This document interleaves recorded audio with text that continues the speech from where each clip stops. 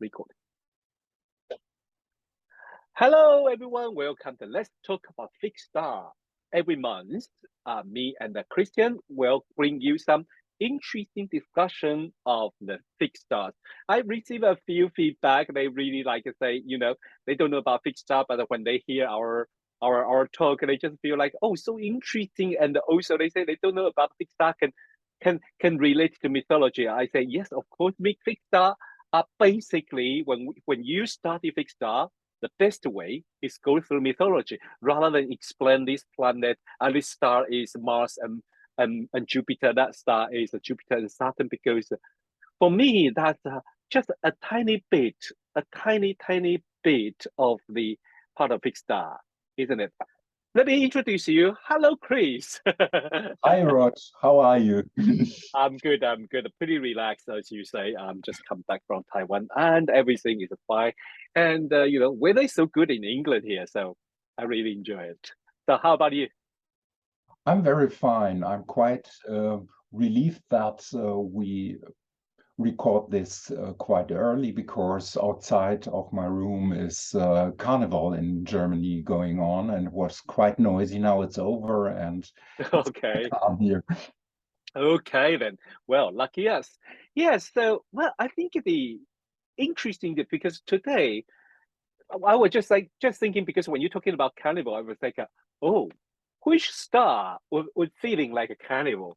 I said, definitely not the star we're going to talk about today. So, a question. So, what star are we going to talk about today? We are talking about one of the so-called four royal stars of Persia, and we are talking about Formalhaut. We talk about Formalhaut, and as you say, most people know the story about the royal star of Persia. Okay, so and I think we explained that a long time ago when we discussed about Artem Antares? Antares and Aldebaran. We already go through nearly one, two. We haven't talked about regulars, so maybe sometime we should bring it in. But Of course. yes, yeah, but this royal star of Persian, if you are interested, you definitely have to go back to the Antares to see what exactly and where they come from, because I really don't mind people say that, but you better know where it's from and is that true or not. The history of astrology is a very interesting side, and I say doesn't matter is it true or not, is a fact or not, but you know your things, and that's fine. So what I mean is, if you want to say it's a Persian royal star, you have to understand it's not come from Persia. It's come from 16th century, 17th century France, right? I From think that, France. From yeah, France. yeah, from France, and that is not that old. Okay, that's what that's my take. So, as usual, I will bring you some, astronomy and the more likely the most astrologer want to know about these stars, and I will hand it to Christian talking about the mythology and most likely Benedict Brady how she take this start, and then we are going to go through some very interesting, not very long, but a very different culture about the Formalhaut, and then we will have a case study to talk about it. So let's start. So the first would be me. I will go through the Formalhaut. I find a very beautiful fish photo. I really like it, so I just use it. Just want to show it. I really like this photo. It's like a jewelry and like a shiny bit. So that's it. That for Moho is alpha star of the Pisces Austrinus or Austrinus. Well, so the Austrinus, I think it's a Latin, right? It's Latin means south. So it means thousand fish, the fish in the south. And then you will see, as I will later, I will show you a photo, but here you see a foot. This is the foot of Aquarius. It's just right under the Aquarius, just right under the Aquarius for Mohawk. Well, and so it's a very bright star. As I will show you a photo later. Usually, this part of star lake doesn't exist many of a bright star. only few. But the Formalhaut is a very bright star, so when it's rising or when it appears in the sky, you can easily see it. Especially in the late summer and the autumn time, is the best time to see this part of sky from the like a Capricorn, Aquarius, Pegasus, and Southern Fish. Okay, so it has a magnitude plus 1.16, 1.16. It's very bright, to be honest. If you see the star, it's nearly magnitude 1. It's very bright. For astrologer, especially who seriously stick with natal chart or horoscope chart, then what we care about is what zodiac degree it is. I mean, to be honest, why I say this is just I have to remind myself not everyone does like me and Christian, we like the parent medal. So in that way, what degree doesn't really matter for us. Not 100%. But I know a lot of astrologers will say, oh, it's in 4 degrees of Pisces, I have a planet there, so they conjunct each other. Fine, you can say that as long as you are happy. Well, but I prefer, I think Christian also prefer to say align with it, right? Yes. Yeah. Yes. Okay. So I give you the 4 different degrees because they move, big star move. Okay. So in 2003 this year, its location is a 4 degree Pisces 11 minutes. But 20 years ago, 23 years ago, in year 2000, its position is 3 degree Pisces 51, and then 1980s is in 3 degrees 34, and then back to 1960, 3 degree 18. Well, not big difference, but you know, usually people will ask, so what's the order you use for the big star? Well, if you use this way, I suggest only 1 degree. Big star is just tiny, right? Okay, this is a photo that my very early astrophotography. You can see the star is kind of blurred if you take it enlarge it, it's blurred. But I like it because the bright star make it even brighter. So you can see because this photo was taken in UK, south part of UK in Brighton, nearly Brighton. And so you can see, we can see the south part of sky. Here is the tail of the Capricorn. Here's the tail of Capricorn. And then, so if you see here, then this is Aquarius. Then when Aquarius flow, the water flow down, then here is Pisces. You can see here. This is a Pisces Austrinus. So this star, very bright star, is Formalhaut. You can see there's not many bright stars in this part from the north view. So here is the view from that photo. You have the Capricorn, Aquarius, and then you have the Southern Fish. Okay, Pisces Austrinus. Okay, so most astrologer like to apply either Vivian Robson or Elizabeth Everting. They have a very interesting view, but also usually Vivian Robson will apply Ptolemy's view. Well, Ptolemy say the Formalhaut has the nature of a Venus and the Mercury, and that you will not surprise this image stick into for all the other astrologer to make interpreter of it because that would be poetic, magical, spiritual, and nice and sweet and romantic. But it's very interesting. I with respect,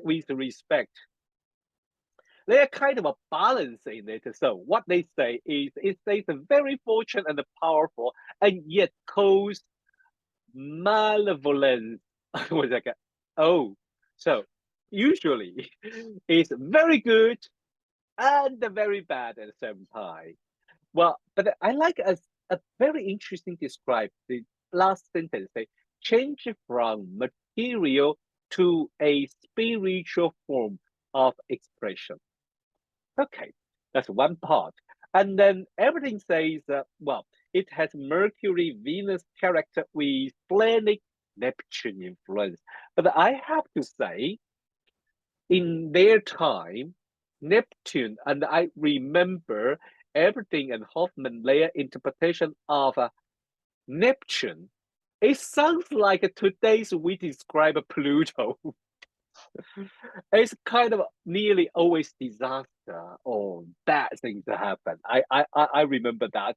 So the according tradition stars have a very variable effect, either very good or very bad. Thank you. So, however, it helps influence when it conjunct with Mercury. It's said to stimulate mental capability and promise success as a writer and scientist. I don't know why. I heard some astrologers say this is a star for astrologer because it's a star of magic. I say I never heard about it, but you know, that's I think that's the. Let me repeat that thing. I think that's the benefit of the modern astrologer. You can make up your own explanation as long as it works. If you want to say, I have a Formalhaut and I am astrologer, so this is a staff astrologer, I will not say no. I will say, you're right. Okay, but today I'm going to, this is my favorite author, really, because he stick with mythology. From the Marcus Manilius Astronomic. His take is very easy. And he say the southern fish, when the southern fish rise to heaven, the influence are those people who born under the influence of southern fish, who are good in fish, who either spend time near the seashore or riverbank and capture the fish, and they're very good, and they can go deep of the river or down the water to take a treasure out of it. And then when they get, wait a minute, Sounds that familiar. remind me something. Sorry, Chris. What do you Sounds say? familiar. It sounds very familiar. Yes. Because I think last time when we talk about Dolphinus, right? We're talking about the swallow thing, and then I use the same Marcus Manilius description. It's also taking about it's good in sea, it's good in the catching the fish. So nearly, I think it's realistic. If you are born under the influence of a fish sign, you are good with catching fish or the sea life around the ocean. That's realistic. Why you say why it would be wrong? But this one is quite good because he said also, they go to find the treasure of the sea. This is a little bit different. And it's go deep to the south. I quite like it. Especially this photo, I quite like it. Look, you don't call it dolphin, but I know the ancient people, the fish look like this. I really don't know why. And this photo, special of this photo is from the 1590s, from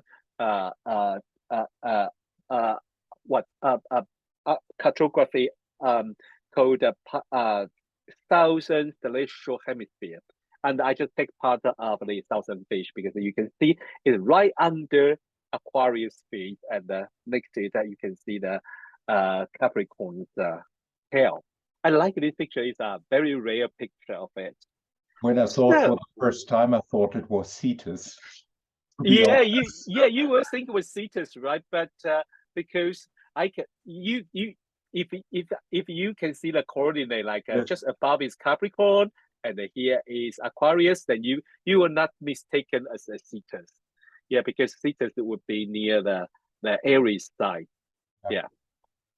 Yes. So how about the mythology and the psychological view from the Christian?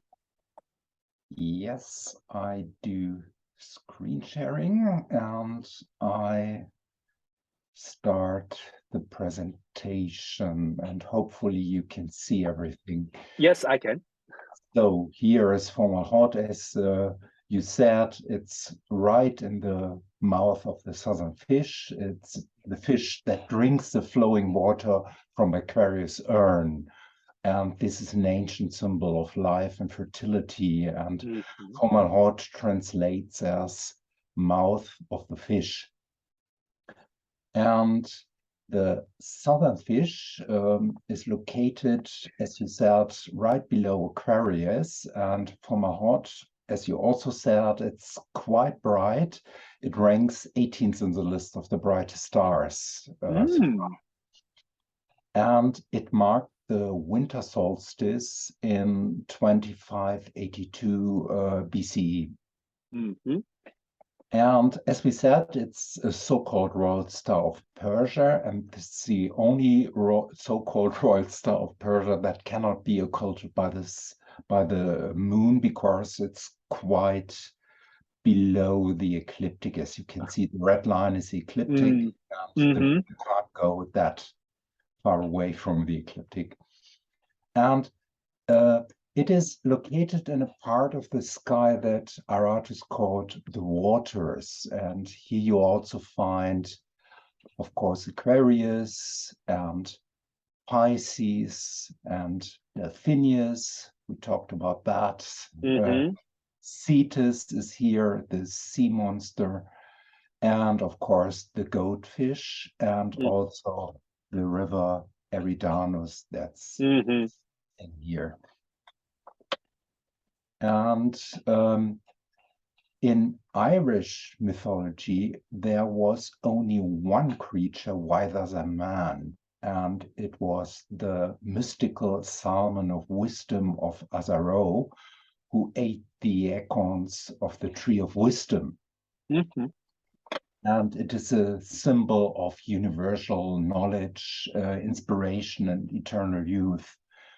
And it was at least as old as time itself, and whoever ate first from the salmon would inherit its knowledge and prophetic gifts. And this druid called Fintan dedicated his life to catch this fish. And when he finally had it, his apprentice Finn McCool had to cook it. But Finn was not allowed to taste its meat under any circumstances.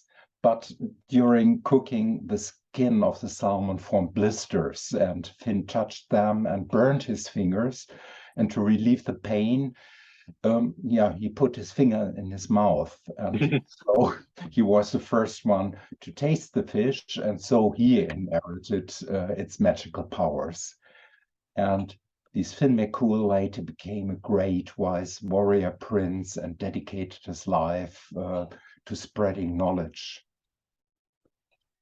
And in this Welsh myth, this salmon is the oldest of all living creatures. It is one of the 40 wisest animals, and this hero, whose name I can't pronounce, is because it's Welsh. Yeah. I think we really needed to call our our Welsh colleague to try to help. But continue. So this hero is given a series of impossible quests by his destined father-in-law before he can marry his beloved Owen. And one quest is to free the divine child Mabon. And after asking several wise animals, none of whom could help, he's referred to the oldest and wisest animal, the magic salmon. And the salmon not only tells him where Mabon is imprisoned, but also takes him on his back to the prison, where he then completes his quest. As you know, I really like Bernadette Brady's delineations of the facts. And Formalhaut, according to her research work, has a touch of the mystic and a sense of magic. And it has high ideals or lofty visions, and Formalhaut is romantic, visionary, and prophetic even. And its version of charisma is a key word, is beauty of perfect harmony, and it dreams of humanity. And Formalhaut dances with the fairies and experiences ecstasy, and it's poetic, creative ecstasy. And Formalhaut can bring these into the material, physical world. So this is a power, strange success of Formalhaut. And the star enters the other world, the world of symbols, and can bring it into the material reality. So it gives insights into idealistic philosophies and can therefore also be quite fanatical. I think when I remember correctly, Hitler had a Paran with Formalhaut and Mercury. Mm-hmm. So you have I heard about he's a very good speaker, right? When he talks, he's charming the people. yes, Yeah. yes. And there you have this charisma of Formalhaut and the speech skills of rhetoric skills of Mercury. Mm.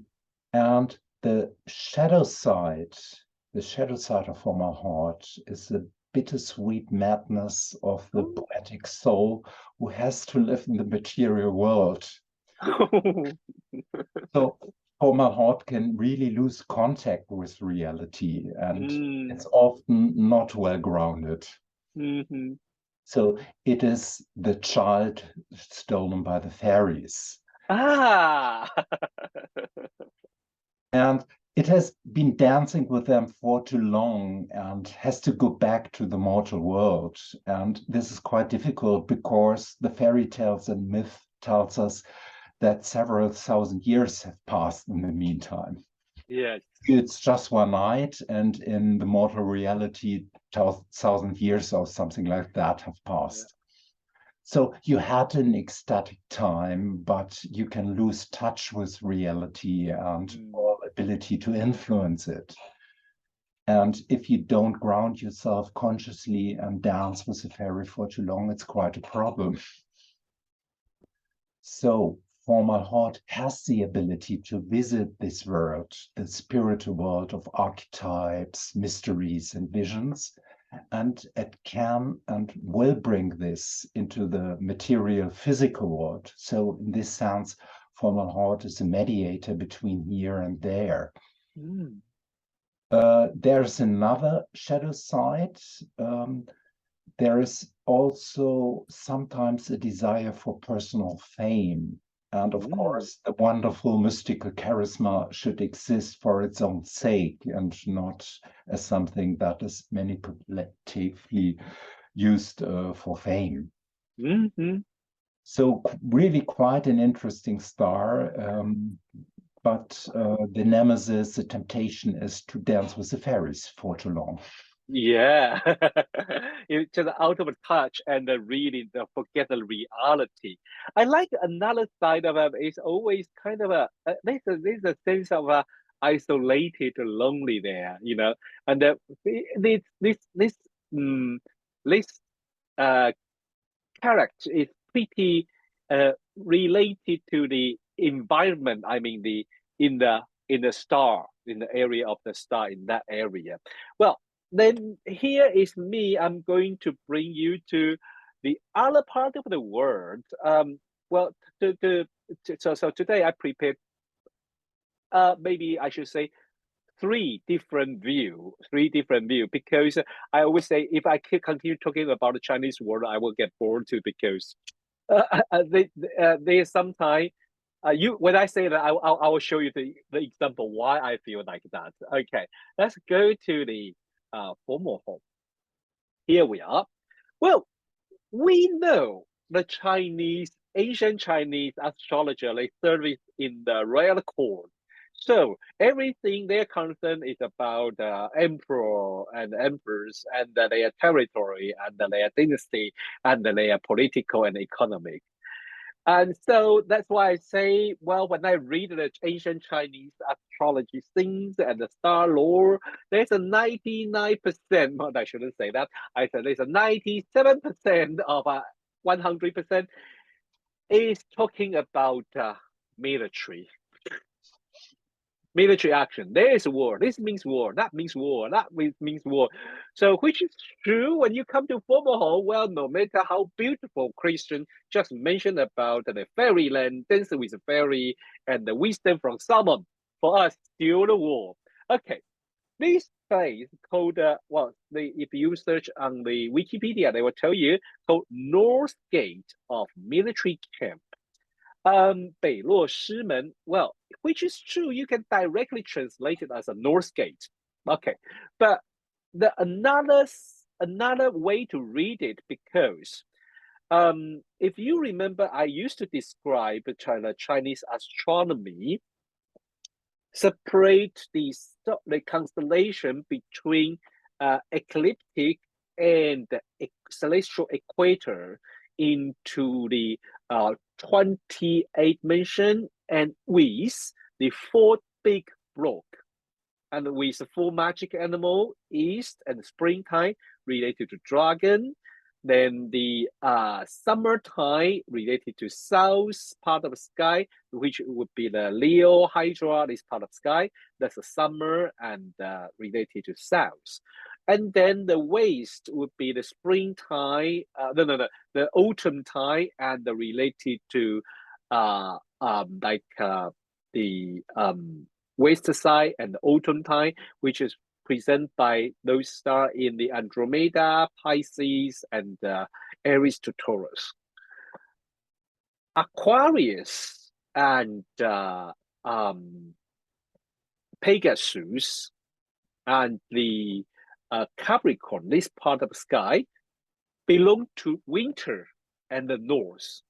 So, as we know, the Formalhaut is underneath of Aquarius.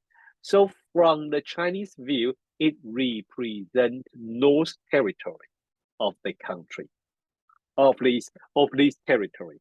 So that's why it's called North Gate. It's not because the constellation belongs to north part of. It's not belong to north part of the sky, but when it's related to north, that's what we say. So when this very sentence, because this is also another thing, this part of the sky is represent like a frontier, like a border. And then so you have a military camp from Aquarius to Capricorn. They are military camp. They are the barricade. So they built out a barricade, military camp, and this is a military camp. So for me, that's a little bit boring because there's no more things to describe like this. It's only talking about the military.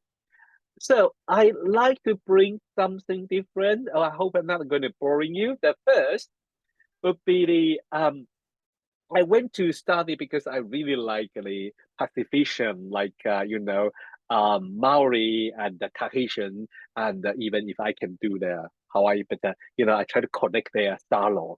Well, not very detailed, but it's very interesting, and we can understand how Tahitian, the people, their star law, how they see the star. It's very interesting in Tahiti. They see the star by group. So it's like constellation. But also very interesting, they find the major star as a husband and the star nearby as a wife, and the older star nearby is their children. The Formalhaut's name called Taolua. Okay, but as I dig a little bit more, I find there's so many stars also called Taolua. There is a Mercury called Taolua, there's a Venus called Taolua, and the Formalhaut called Taolua. But also, there's a whole lot of at least other maybe 8 or 10 stars beginning with Taolua. I think if I didn't make, I don't want to make a mistake, but I remember it sounds like it means bright. It means bright. Okay, in Tahitian star lore, so in the same area they are husband and wife. So Taolua, they have a longer name. Okay, I don't want to go there. It's too long. Taolua, this Formalhaut represents Taolua, is the son of a Mars. And then so he married with another star in the Hydra constellation. And their children were those stars in the Western constellation called Corvus, the Corvus and the Cratus. So just above the Hydra. But interesting, I think their distance is a little bit, quite far to be honest. But from South Hemisphere, yes, maybe it's easy to see it together. Taura is described as a young god, and I think he is the grandson of the son of the Mars, and I think he's the grandfather or grandfather of Saturn. So they really have a family relation, This one marry another one, they have children, their children marry someone else, and then you bring another constellation. I Interesting. It's very interesting, and I really want to know why, but if I have time to do more study, if I have more reference. Another thing that I really like to share with the Maori's view. Well, the one thing I learned from the Maori astronomy or astrology is that very important for Maori's calendar. They use the lunar calendar coexist with heliacal rising. So for every lunar month, it's not beginning with whatever, but it's beginning with, you can see the um the heliacal rising star. I was like, oh, when I hear about that, wow, it's so important. Heliacal rising star culture is not only exist in, you know, like Babylonian Egypt or Western world, but in the Pacific is so interesting. Well, so it says the 10th lunar month, the name called Paututelangi. Paututelangi is the 10th lunar month. It is roughly about the time of the February, March in our calendar. But in South Hemisphere, like in our calendar, that's a springtime, but in South Hemisphere, that would be the autumn after the summer. And the Formalhaut name is called Otamalakau. Otamalakau. The Otamalakau is a Formalhaut. Some place take Otamalakau as the heliacal rising star for this 10th lunar month, and mark as this time and the season comes to the fruit reaps and is ready to collect. It's a harvest time. So there is a meaning of a harvest in this star, but also because New Zealand, South Island and North Island, and they are quite, for the latitude is the kind of so different places will use different star.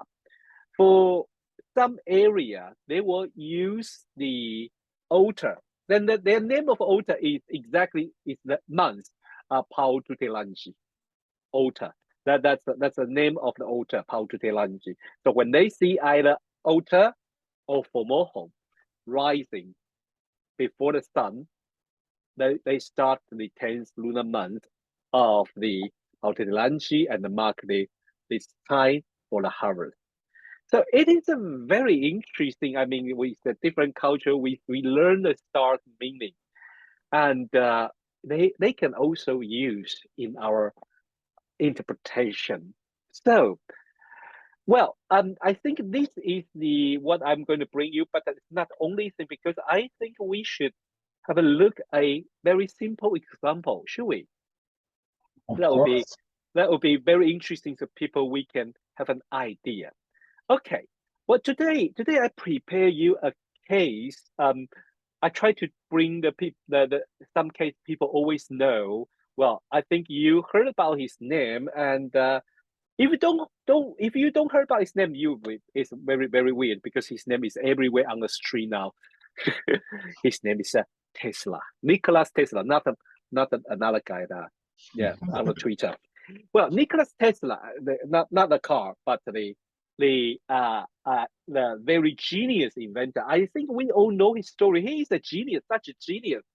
I mean, for the invention of human's life, I will say I favor him than Thomas Edison because he is such a weirdo. He's a genius. He's a creative, and he has a lot of idea in the whole story described about his life. But he is also pretty naive. Especially there's a story talking about when he just come to America, United States, and working for Thomas Edison. And he showed a design to Thomas Edison. Thomas Edison, okay, fine, do it. I will give you this money and that money and that money and that money. Well, eventually Thomas Edison said, I pay you the salary. Why you want more money? And but then you promise. They say, oh, come on, we just talk like that. But wow. Yeah, that story really destroyed my image of a great Thomas Edison because I said, I don't like you, this guy. He was so nasty. And then, well, their competition is also between the electricity and thingy. So I mean, there are few things I really don't like the image he represents, to be honest. Anyway, but I in favor for this lonely genius guy, Nicholas Tesla. So let's look his chart. Let's look at not his chart. Sorry. 6 stars. You can look at chart. We have chart too. This is his chart. I don't want to go into detail, but big star. Let's see the big star. Okay.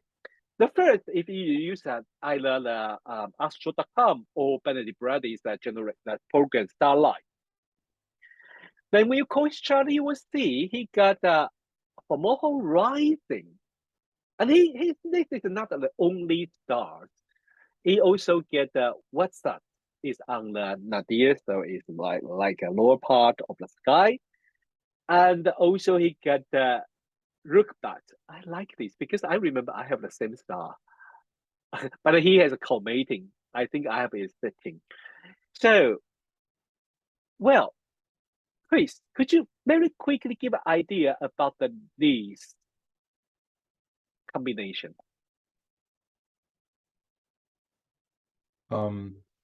Yeah, it's rock, but often acts like an anchor, like a rock you can build on something. So, and of course, he gave us a huge, what is it called, body of knowledge. Yes.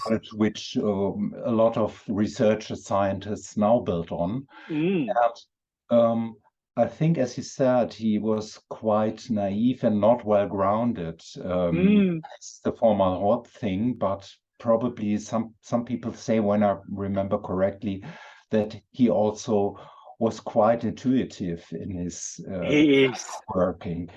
And was it is a star in Pollux, and yes, on the bolts of Pollux, to put it bluntly.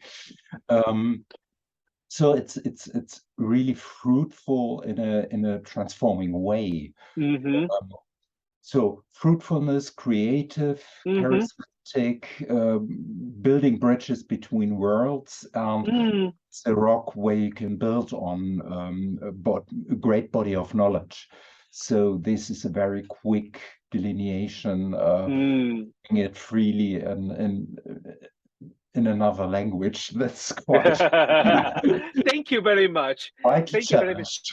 Yeah, sorry about that. I just realized. No. Yeah, I like look at the map. So look at the map. When the time he was born, look, the Formalhaut is really on the horizon. How beautiful it is. He is a Formalhaut. Okay, he's a Formalhaut. So such a beautiful position. So he's just rising. So yes, the Formalhaut, like a Nikola Tesla. I think we say, yeah, the image of him is a very creative and a very, and I think he's such a genius. But also he have a very lonely life. But I think most of the time he spends things in his mind. I say he's naive because I heard about some stories about he is not good in managing his money and his assets and also his partner. I think a lot of people just trick him, try to have business with him and take his right away from him. And I just feel really sorry for him. Yes. Quite a sad story, actually. And isn't that all his studies and his laboratory was burned down or something like that? Yeah, something like that. Yeah. Well, but I think part of it really fits into the Formalhaut's image. You know, some people is have full of creativity and in his mind, but also you can say, yeah, he's kind of living in a fairyland. I don't know what is a fairy look like, but because he's a little bit of distance from the reality, to be honest. Yeah. Yeah. The need to get well grounded, otherwise you lose contact with reality. And yeah, that's the nemesis of the star. If you lose contact with reality, you're not successful with what you're doing. To Yeah. put to bring it in this reality, what you Yeah. would find, and to anchor it. He Yeah. has capabilities because he has rock but Yeah. Formalhaut. Yeah, well, so interesting. I really like this idea and I really enjoy this episode. I also hope our audience enjoy this episode. Let's talk about big star. And then, so, I mean, next week will be the first week. So Marcus and Monday will come back. We will talk about lunation first, the full moon and new moon chart. And then we'll maybe followed by Alejo, we will talk about choose some interesting, maybe talk discussion topic for the beginners. And so also, I think we already decided what we're going to talk next time, right? Yes, Could you announce it, I can announce it. please? The bright star in the sky. We decided to talk about the brightest star in the sky, Sirius. Yeah, serious. Okay, okay. Finally. Finally, because I think people really you talk about a lot of things like Sua losing. I never heard about it. I know they are fun because those stars you don't know. Usually, maybe don't expecting you have all the famous big star because if I check my star parent list, I only have one famous one, and that was and that was even on my Navia. So I said, you know what? I decided to dedicate to all the other small, tiny twinkle stuff. Anyway, so I'm really enjoying this, and I hope you too. So I will see me and Christian will see you next month, and we will talk about the series. And if you really like us, you can write to us and send email to us. And if you really like us, we talk about some fixed star. You want to suggest some fixed star? Send us emails or send me the message. Okay. Well, see you next time. Bye bye. Bye bye, guys.